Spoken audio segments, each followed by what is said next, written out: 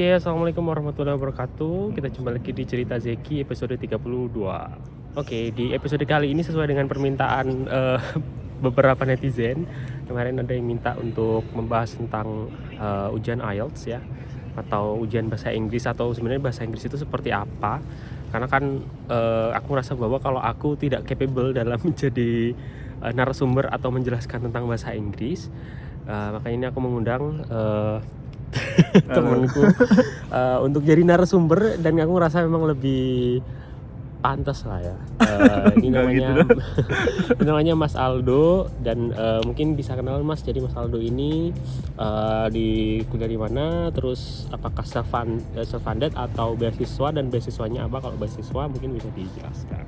Saya sama seperti Mas Yasin, saya juga LPDP, tapi masternya di Security Intelligence and Strategic Studies, program Infosys dari Erasmus. Oh ya. Jadi memang agak baru ya. Mungkin nanti kita akan ngobrol-ngobrol dikit ya tentang beasiswa Erasmus dan LPDP itu seperti apa kan mungkin banyak teman-teman di sini nggak tahu juga tentang beasiswa Erasmus. Tapi kita akan bahas dulu tentang tujuan kita di video ini, yakni tentang beasiswa IELTS. Oke, jadi kita mulai dulu nih. Sebelum bicara tentang IELTS, mungkin aku mau nanya dulu nih ke Mas Aldo. Mulai tertarik dengan bahasa Inggris pertama itu mulai umur berapa, Mas? Kayak mulai terpapar dengan bahasa Inggris. Seingat saya sih dulu terpapar dengan bahasa Inggris itu usia 5 atau 6 ya, awal-awal kelas 1 SD. Tapi benar-benar suka, saya ingat banget nih, benar-benar suka sama bahasa Inggris itu kelas 5 SD. Karena ada salah satu Miss saya, Miss Lani namanya, shout out to Miss Lani, yang membuat saya sangat-sangat tertarik dengan bahasa Inggris. Cara mengajarnya sangat-sangat membuat saya tertarik. Oke, berarti memang guru ini penting. Betul. Ya dalam menarik minat student untuk belajar bahasa Inggris. Nah, terus mulai serius nih Kak, kalau kita bicara bahasa Inggris kan sebenarnya bahasa Inggris nggak cuma I love you, you love me. Betul. Gitu aja ya. Kita juga bicara tentang bahasa Inggris akademis. Nah, kira-kira mulai menggeluti bahasa Inggris akademis itu mulai kapan? Kalau bahasa Inggris akademis mungkin karena backgroundnya itu udah dipupuk ya. Soalnya pas SMP itu saya masuk bilingual class. Jadi kelasnya 2 bahasa. Terus pas SMA itu ikut lomba-lomba dapat bahasa Inggris. Tapi yang boleh saya bilang sangat memperkuat basis saya di bahasa Inggris adalah ketika kuliah justru. Ketika ikut di Saca Wacana, saya ikut Saca Wacana Debating Forum, terus ikut lomba-lomba menulis dalam bahasa Inggris juga, itu yang memperkuat basis saya dalam bahasa Inggris. Berarti S1-nya di Universitas Kristen Saca Wacana, betul, Salatiga. Asalnya dari mana, Mas? Dari Ambon. Oh, dari Ambon. Dari Ambon. Oke, berarti asalnya dari Ambon, terus S1-nya di UKSW. Terus kalau kita bicara tentang bahasa Inggris kan berarti mulai dari S1 yang udah terpapar secara akademis ya. Betul. Dari debat ataupun lomba-lomba bahasa Inggris. Nah, terus sekarang kita fokus ke IELTS nih. Pertama kali denger IELTS itu kapan? Saya sudah familiar sih dengan IELTS. Mungkin saya nggak bisa bilang pasti kapan ya, tapi mungkin pada saat SMA kali ya, udah mulai familiar dengan istilah IELTS. Tapi baru terekspos dengan tata cara tes IELTS, karena dulu lebih familiar sama TOEFL kan. Tapi terekspos dengan tata cara tes IELTS yang lebih berbasis ke kehidupan sehari-hari, karena fokusnya di menulis, membaca dan lain-lain, ketimbang grammar dan lain-lain kan. Ya, itu mungkin kuliah juga ya. Oke. Berarti TOEFL dulu SMA itu udah tahu TOEFL, atau SMP bahkan tahu TOEFL? TOEFL mungkin SMP SMA tahu kali ya. Itu udah tahu TOEFL itu SMP ya. Betul. Juga di bilingual class itu ya. Dulu berapa skor TOEFL pertamanya? Aduh, lupa saya. Tapi TOEFL yang paling saya ingat tuh 598 waktu hampir 600. Itu SMA. SMA itu 598. Jadi memang SMA itu kan sudah tinggi gitu ya, itu lumayan, gitu. iya. Terus tes IELTS pertama kelas berapa? Tes IELTS pertama pas mau ikut LPDP. Oh gitu. Iya. Jadi kebetulan waktu itu ngambilnya mandiri, karena nggak ikut kursus dan lain-lain, karena memang mahal juga kan. Jadi ambilnya mandiri, tapi dibantu sama kakak sepupu saya. Jadi 2021 kalau nggak salah. Dan puji Tuhan skornya lumayan baik. Nah, terus sekarang kalau kita bicara lebih detail lagi nih, kan buat kemarin LPDP, syarat buat IELTS-nya itu berapa kemarin untuk LPDP? Syarat LPDP saya afirmasi. Oh, afirmasi. Jadi LPDP afirmasi kalau nggak salah itu 6. Oh, 6. Kalau Tapi yang saya kejar adalah syarat kampus.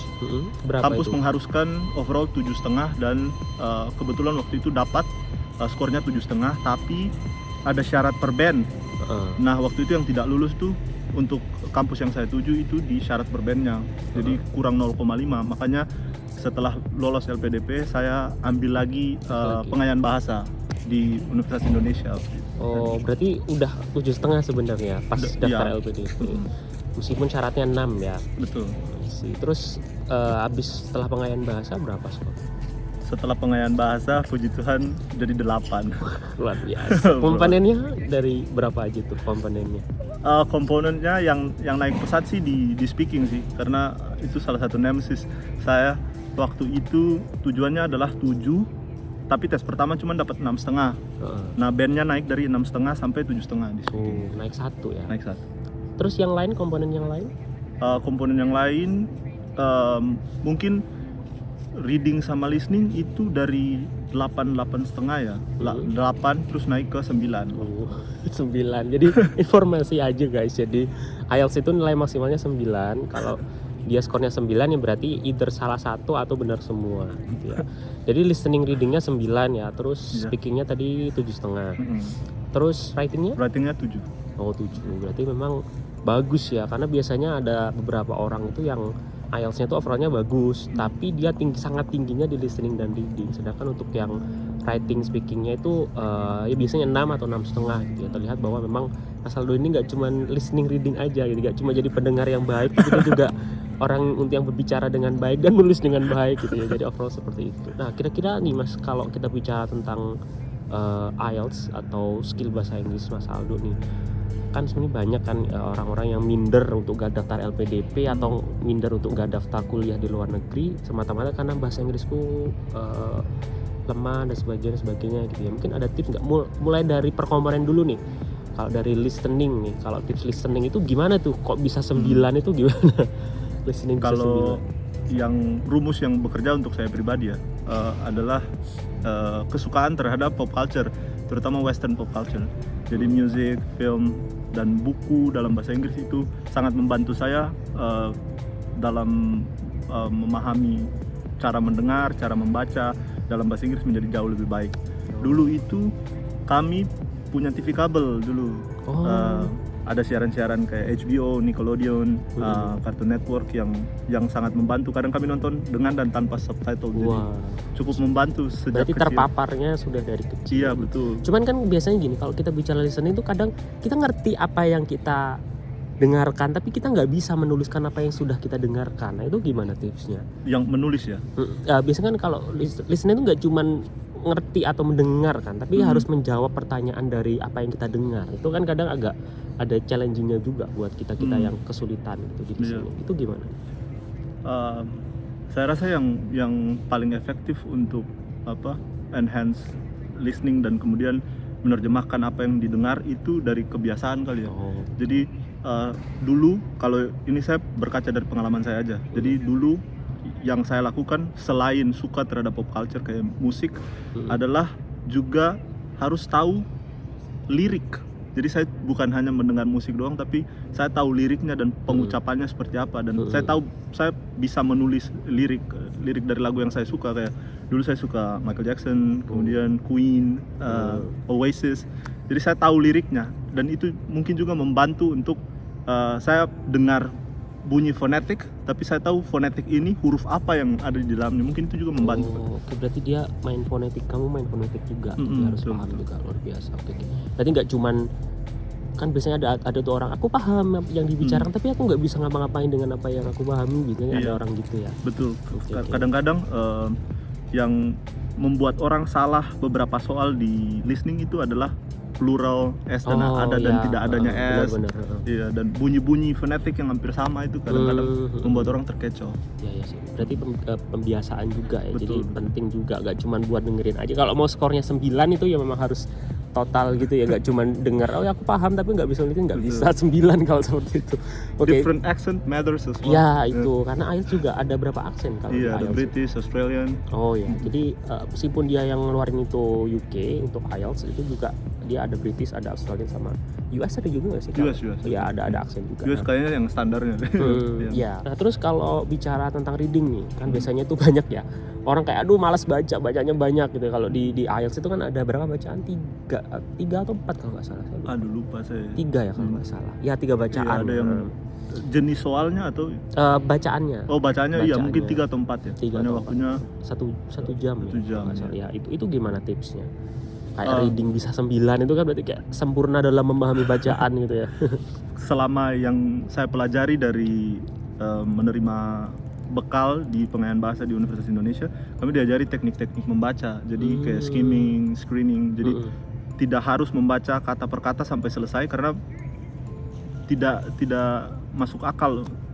Secara time frame pun tidak masuk akal untuk kita bisa baca semua selesai. Jadi yang paling memungkinkan adalah kita membaca skimming misalnya, lalu memahami isi tulisan secara keseluruhan atau secara poin-poin, lalu bisa pakai informasi yang kita dapat untuk melihat soal dulu, lalu kembali ke poin-poin yang ingin dijawab. Oh, I see. Berarti sebenarnya nggak perlu juga, maksudnya tekniknya untuk yang Aldo gunakan adalah nggak perlu juga membaca semua gitu. Betul. Jadi ada tekniknya sendiri. Selective reading. Selective reading namanya. Speaking nih, kalau Aldo kan memang sudah terpapar, kan tadi sudah terpapar sejak SMP di bilingual class dan sebagainya. Nah, itu gimana tipsnya buat speaking? Kalau speaking paling mungkin itu dari kebiasaan juga ya. Kayaknya semua berotasi pada seberapa biasa kita menggunakan bahasa Inggris. Jadi kalau listening itu paling bagus ada teman bicara.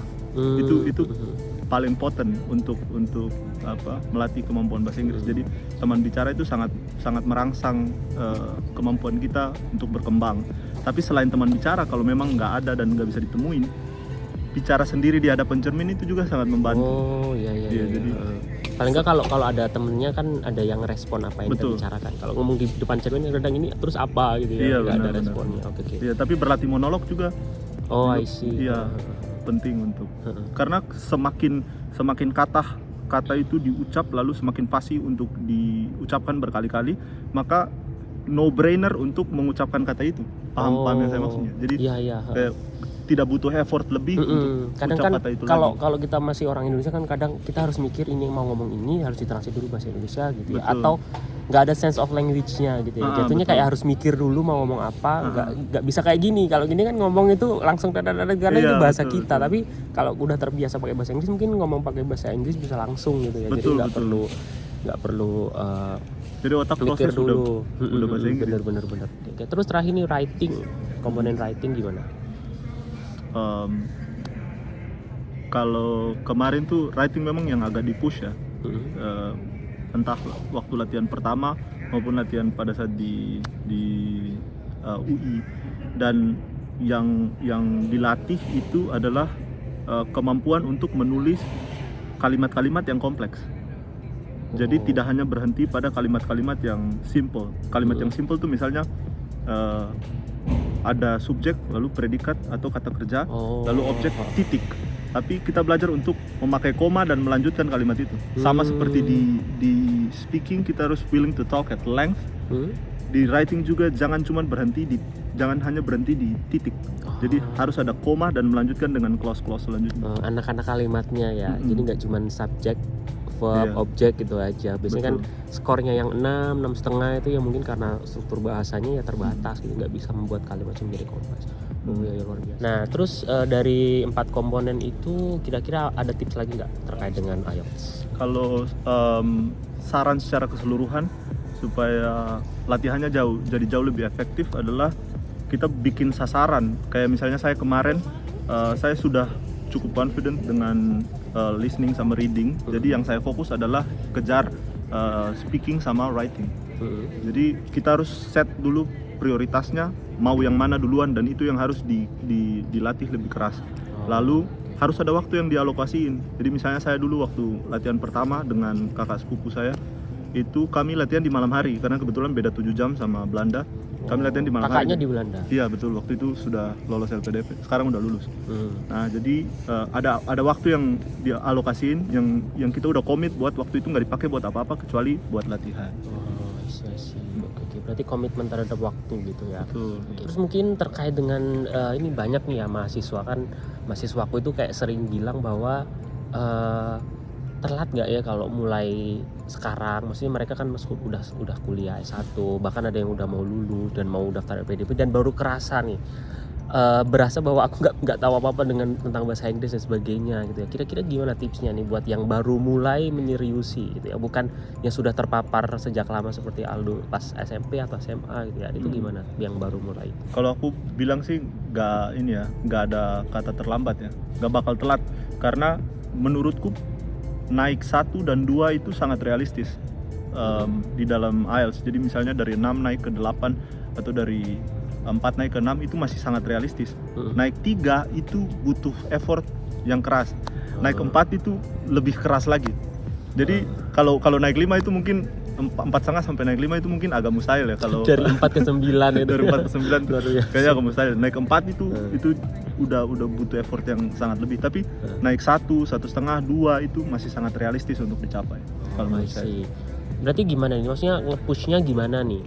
Harus mulai dari mana? Kalau semisal orang-orang yang baru mulai, maksudnya TOEFL-nya, katakan misalnya TOEFL-nya pas-pasan lah, 400-an, di atas 450 tapi di bawah 500, itu kan kadang kayak nanggung gitu, nggak rendah juga nggak tinggi juga gitu. Nah itu gimana? Maksudnya bisa mulai dari apa sih sebenarnya kalau mau belajar IELTS itu? Kalau menurut saya sebenarnya belajar IELTS ini bukan hanya belajar bahasa Inggris ya, tapi pada saat belajar untuk tes IELTS itu ada IELTS Specific English. Jadi ada cara-cara khusus untuk yang bisa dipelajari untuk belajar IELTS. Misalnya kayak speaking di IELTS itu beda dengan speaking sehari-hari atau di akademik misalnya. Karena ada kriteria khusus yang harus disentuh untuk mendapat nilai-nilai tertentu, kayak penggunaan conditionals misalnya, atau penggunaan perfect tense misalnya.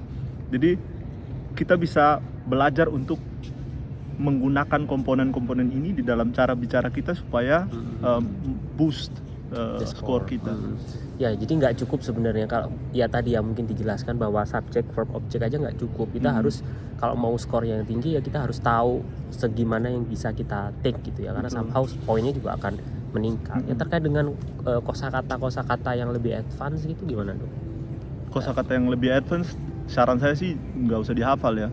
Jadi perbiasakan diri dengan kosakata itu dengan mendengarkan atau dengan menggunakan kosakata itu, belajar dan menggunakan kosakata itu supaya ketika kosakata itu digunakan dia terdengar naturial, jadi terdengar alami. Karena ya hal yang paling tidak diinginkan kita adalah saat speaking misalnya dan kata yang keluar itu terkesan dipaksakan untuk mendapatkan nilai yang bagus. Iya, oke. Berarti udah berapa kali tes IELTS ya? 2 kali. Dua kali udah langsung 8 ya overallnya. Karena yang tadi saya bilang itu diarahkan untuk IELTS Specific English. Sudah memang targetnya jelas gitu ya. Jadi kemarin juga ada beberapa teman kan yang memang dia mau belajar bahasa Inggris, tapi dia mulainya itu dari cuman English conversation gitu ya, nggak difokuskan ke IELTS, akhirnya juga buyar lagi nanti belajar IELTS harus belajar lagi. Terus kalau yang lainnya tuh misalnya kayak bahasa Inggris lain kayak IBT itu pernah tahu atau gimana? Saya dulu ikut TOEFL tapi yang ITP kalau nggak salah. Yang ITP ya. Mungkin ada sedikit juga nggak tips yang ITP itu kan agak sedikit beda ya dengan yang Karena itu belajarnya lebih terstruktur kali ya, soalnya belajar tenses, belajar grammar, dan kalau menurut saya pribadi belajar IELTS itu lebih rumit tapi jauh lebih mudah daripada belajar TOEFL, karena TOEFL kan belajarnya harus betul-betul sesuai tenses. Jadi belajar TOEFL sama kayak belajar matematika. Nggak boleh salah. Teoritis ya. Sangat-sangat teoritis. Jadi nggak boleh salah. Sementara belajar IELTS tuh masih bisa memberi ruang untuk kita menjadi sangat-sangat kreatif. Hanya mungkin beberapa kesalahan yang sering orang lakukan adalah tidak belajar IELTS dalam batas waktunya IELTS. Gimana tuh maksudnya? Jadi kan misalnya untuk writing dan untuk speaking kan ada batas-batas waktu tertentu.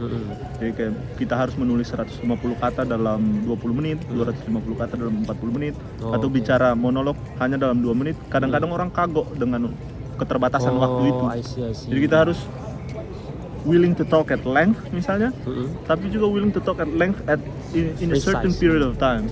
Ya, harus nggak- precise juga Iya. gitu ya. Karena biasanya orang kan suka ngomong tapi kayak nggak dipikir apa yang mau diomongin gitu betul ya. betul. Ya mungkin selanjutnya kita bahas tentang sedikit aja ya tentang beasiswa Aldo nih, kan tadi bilang beasiswa Erasmus ya. Beasiswa LPDP. Beasiswa LPDP, programnya Erasmus. Erasmus. Nah itu sebenarnya apa, program seperti apa itu? Jadi Erasmus tuh kan yang orang tahu tuh kebanyakan Erasmus Mundus itu beasiswanya yang kita belajar dalam beberapa konsorsium partners universitas yang sudah menyeragamkan kurikulumnya mereka. Nah kita tuh sama, cuman bedanya program Erasmus yang saya ambil adalah bukan program beasiswanya, tapi program di mana saya belajar di beberapa konsorsium partners universitas yang hostnya adalah Glasgow. Jadi I see. saya Dalam akan waktu 1 tahun. dalam waktu 2 tahun. Oh 2 tahun program. Jadi saya akan habiskan 6 bulan di sini. Kemudian ada mobility period kedua yang akan saya ambil di Trento, Italia. Lalu selanjutnya di Charles University Prague. Lalu ada summer school di Jerman. Lalu magang. Oh Dan mantap. kembali ke host. Kembali ke Glasgow. Ya, betul. Oh I see. Berarti memang di 4 negara ya. Di 4 negara. 4 negara, oke. Jadi kalau yang mau lebih banyak lagi ya exposure internasionalnya bisa coba tuh yang skema program Erasmus. Karena kan nggak cuma di satu negara aja, jadi ada keliling gitu ya. Nanti mungkin Aldo bisa itu ya, kalau mau ada yang nanya silakan chat di Instagramnya Aldo, bisa dilihat di Boleh, di boleh. link di deskripsi atau di link ini ya. Terus mungkin terakhir nih terkait dengan beberapa tips terakhir yang bisa disampaikan ke para penonton yang tidak seberapa ini. Ya nggak masalah, yang penting kita Saya juga bikin- nonton nanti. ya ya yang bermanfaat lah, kita bikin sesuatu yang bermanfaat ya kan. Kita tidak tahu, seperti kata Pak Kamil ya dulu, ada yang bilang lakukan yang terbaik karena kita tidak tahu pada titik apa orang termotivasi. Jadi kita bikin video ini bukan semata-mata nyari viewer ya, Betul. biar ada orang yang semangat aja gitu belajar bahasa Inggris. Ya gimana Dok? Mungkin ada tips terakhir gitu yang bisa disampaikan. Mungkin tips terakhir berdasarkan keresahan tadi kali ya, yang teman-teman bilang udah telat untuk mau belajar. Saya bilang nggak usah pikir kalau udah telat. Kalau teman-teman mau untuk mencapai sesuatu ya, saat paling tepat untuk mulai adalah sekarang.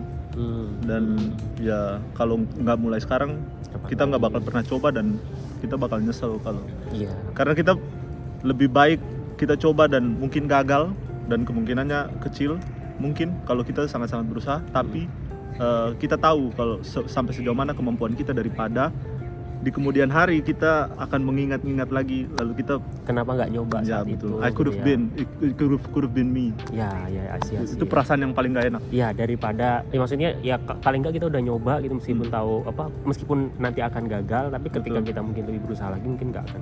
Oke, terima kasih Aldo atas waktunya ini di tengah-tengah kesibukan Aldo membuat esai dan habis ini harus kelas juga. Jadi terima kasih ya, semoga nanti video bermanfaat. Oke teman-teman, terima kasih sudah menonton untuk cerita Zeki episode kali ini. Sekian dari kami, wassalamualaikum warahmatullahi wabarakatuh. Waalaikumsalam warahmatullahi Sampai jumpa.